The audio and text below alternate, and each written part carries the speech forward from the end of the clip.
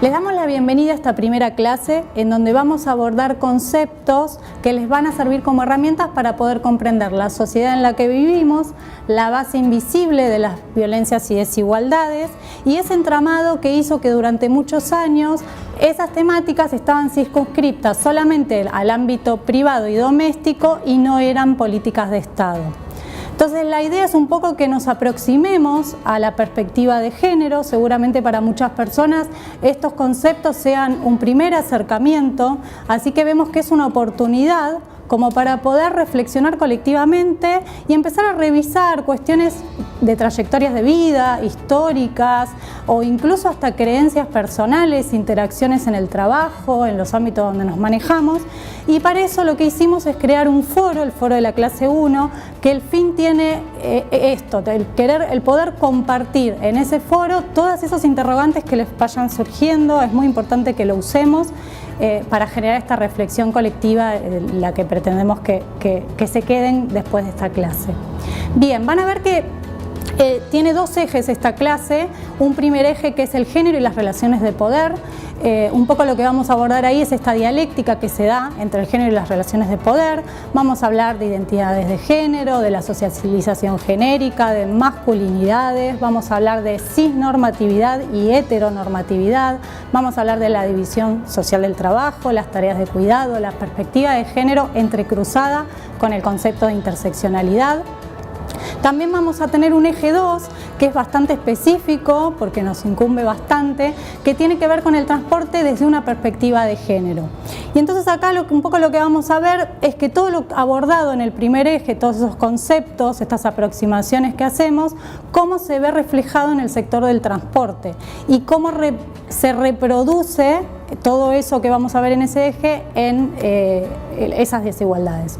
En este sentido vamos a pensar un poco las particularidades del sector del transporte, pero no solo desde la operación, sino también lo que tiene que ver con la infraestructura.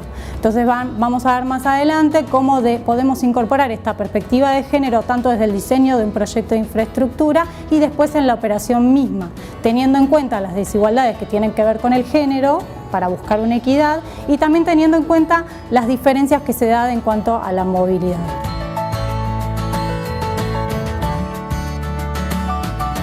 Vamos a comenzar con el eje número 1, que es género y relaciones de poder. Muchas veces habrán escuchado decir la perspectiva de género o violencia de género, muchas expresiones que por suerte son cada vez más renombradas. ¿Pero a qué nos referimos cuando hablamos de género? En primer lugar, es muy importante decir que no es una categoría que existe desde siempre, sino que empezó a tener visibilidad en la teoría social hacia 1970, justamente en el marco del desarrollo del movimiento feminista. Es un concepto que empezó a utilizarse y se utiliza también hoy para ir marcando las desigualdades entre los varones y las mujeres, y en ese sentido tiene una relevancia histórica fundamental. El género abarca un montón de creencias, conductas, actitudes, expresiones, roles que tenemos todas las personas y que van formando nuestra identidad. Por ejemplo, incluyen expresiones de cómo nos vestimos, cómo nos peinamos, qué tareas hacemos, qué podemos decir y qué no, qué decisiones tomamos y también cómo nos relacionamos con otras personas, con nuestras familias, con nuestras parejas, con nuestras amistades y por supuesto con nuestras compañeras y compañeros de trabajo. Históricamente, la existencia de los seres humanos estuvo clasificada y dividida de una manera binaria entre una categoría de varones y mujeres. Estas categorías se van cristalizando porque en realidad tienen la base en la asignación del sexo, es decir, de qué sexo nos asignan cuando nacemos, femenino o masculino. A partir de ahí se van dando toda una cristalización de actitudes, roles y estas cuestiones que mencionaba anteriormente, que hacen que los varones se tengan que comportar de una manera y las mujeres de otra, como decíamos un poquito antes. Por esto que decíamos, el género pareciera que es algo natural o común, pero en realidad no lo es una construcción cultural y social que se va configurando a partir de lo que se espera que sean los varones y las mujeres y qué es lo característico de lo femenino y lo masculino en cada sociedad en particular. El tema es que a partir de esta estructura se van dando diferentes desigualdades, es decir, no es lo mismo ser un varón y ser una mujer en esta sociedad. Y por eso es preciso que empecemos a revisar qué implican estos roles. Bueno, hablamos de desigualdades, pero ¿cuáles son estas desigualdades? Para eso podemos pensar en diferentes ámbitos, por ejemplo, en el ámbito privado, en nuestra casa, en las relaciones familiares. ¿Cómo se dan esas relaciones? ¿Quién ejerce las tareas por ahí de la crianza o las tareas domésticas? O por ejemplo, en el ámbito educativo, ¿cómo se desarrollan esos roles? ¿Por qué todavía son mayoría mujeres las docentes de las escuelas, de las universidades y demás? También podemos pensar, por ejemplo, en los ámbitos de participación política, ¿quién tiene la voz? ¿Quién están en lugares más de posición? Y también eso lo podemos pensar, por supuesto, en nuestro ámbito laboral, ¿no? ¿Qué roles, qué puestos ocupan los varones y cuáles las mujeres? Todo esto vamos a estar pensando de acá en adelante. ¿Ya habían pensado en estas desigualdades antes? ¿Perciben estas u otras en sus ámbitos diarios? Bueno, decimos entonces que aprendemos de alguna manera a ser varones y mujeres, por esto de que la sociedad nos va dando pautas de qué debemos hacer, cómo debemos hablar, cómo debemos movernos. Pero es importante decir entonces que los varones y mujeres ocupan lugares diferentes en la sociedad y están en base a esta división que es sexual, ¿no? A partir del sexo que es asignado al nacer. Esta estructura social nos clasifica y a su vez nos condiciona a lo largo de toda nuestra vida y en todas las tareas que hagamos. Entonces es muy importante ponerse a reflexionar sobre eso. Porque muchas veces, aunque no nos demos cuenta, estas maneras o esto que se espera de cada uno de nosotros hace que nuestros discursos, nuestras palabras, nuestras expresiones, todo lo que tiene que ver con el ser humano y cómo nos desarrollamos en la vida, esté condicionada por estas estructuras de género, que además suelen ser muy rígidas. Entonces es importante que empecemos a reflexionar y repreguntarnos en relación a esto. Una idea muy impregnada en el sentido común es que el género se refiere solamente a las mujeres. ¿Alguna vez lo pensaste? Bueno, acá te vamos a decir que no. El género no se refiere solamente a las mujeres, sino que lo que hace es permitir analizar todas estas desigualdades entre las mujeres, los varones y un montón de otras identidades sexogenéricas, para poder ver cómo se estructuran en la sociedad estas relaciones desiguales de poder. ¿Y cuál sería la diferencia entre sexo y género? Muchas veces pensamos que significan lo mismo y los tomamos como equivalentes, pero no son lo mismo. El sexo se estructura en base a las diferencias biológicas, básicamente pene o vulva. Pero en realidad lo que vamos a ver es que tienen que ver con el sexo que nos asignaron al nacer. Y sobre ello se ha estructurado si somos varones y mujeres y se nos han atribuido estos roles de lo femenino y lo masculino. En síntesis, una persona que nace con vulva está destinada a identificarse con el género femenino. Y una persona que nace con pene, testículos, está destinada a identificarse con el género masculino, según este esquema que decíamos de lo que se espera de cada una de nosotras. En el cuadro señalamos entonces cómo se empieza a vincular linealmente el sexo asignado al nacer, las características anatómicas con la expresión de género, la atracción sexual o afectiva, de una manera súper lineal y predestinada. En algún punto nos condiciona, ¿no?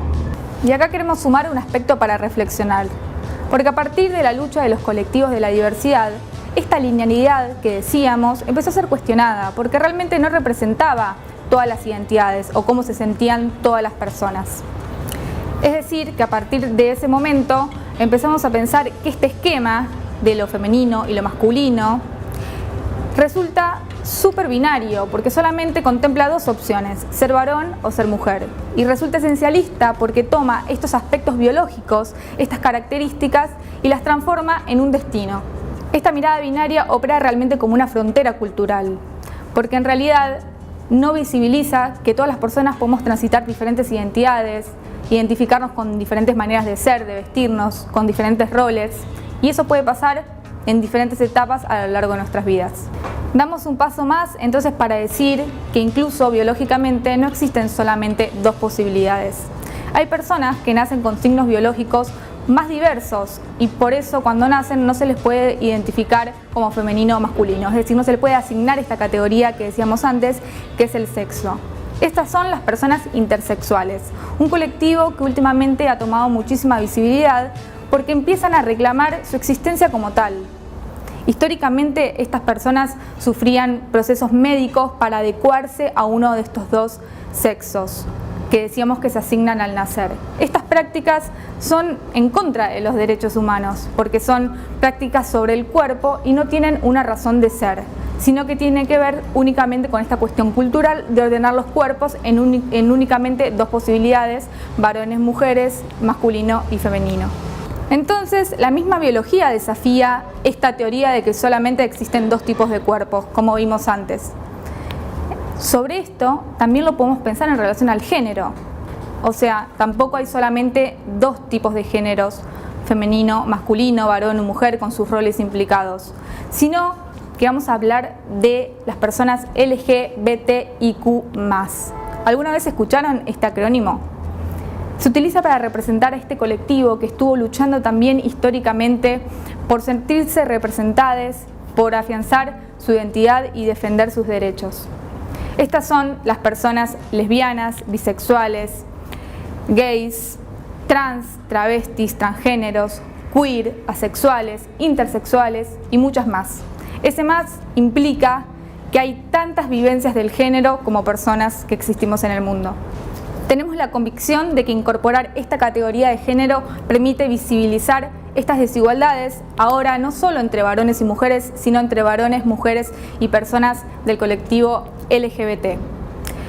Así vamos a poder ir desnaturalizando el binarismo biológico, esto que decíamos antes, y empezar a pensar en una diversidad de identidades y, por supuesto, promoverla. Más arriba decíamos que aprendimos a ser varones y mujeres. Esta idea nos lleva a preguntarnos cómo llegamos a internalizar con estos mandatos y con estas formas de relacionarnos. Si el género se constituye, ¿dónde, cómo y cuándo sucede? Antes decíamos que aprendemos a ser varones y mujeres. ¿Cómo llegamos a internalizar estos mandatos? Esto sucede a través de la socialización genérica. Este es el modo en el que aprendemos las personas femeninas y masculinas de acuerdo a las expectativas de la sociedad. La socialización genérica excluye y no reconoce a los géneros que van por fuera del varón y de la mujer. Es por eso que se considera a las personas LGBTIQ+ como desvíos hasta incluso patologías. Este proceso se da a lo largo de toda nuestra vida, pero principalmente en nuestra infancia. Los roles de género se constituyen sobre las bases de la diferencia sexual, principalmente de los juegos. Niños y niñas aprenden a través de distintos estímulos a ser varones, mujeres, niños y niñas. Esto constituye la forma de socialización genérica a la que las personas se encuentran expuestas en su cotidianidad. Esto sucede a través de los medios de comunicación, de la familia, del barrio, entre otras. ¿Qué juguetes solemos regalarle a las niñas? ¿Qué color de ropa elegimos para los nenes y para las nenas? ¿Qué cuentos o historias solemos contarle a las infancias? ¿Qué solemos decir cuando un niño llora? ¿Y cuando una niña juega a embarrarse o a trepar árboles? Pensemos qué otras preguntas podemos formular para pensarnos críticamente.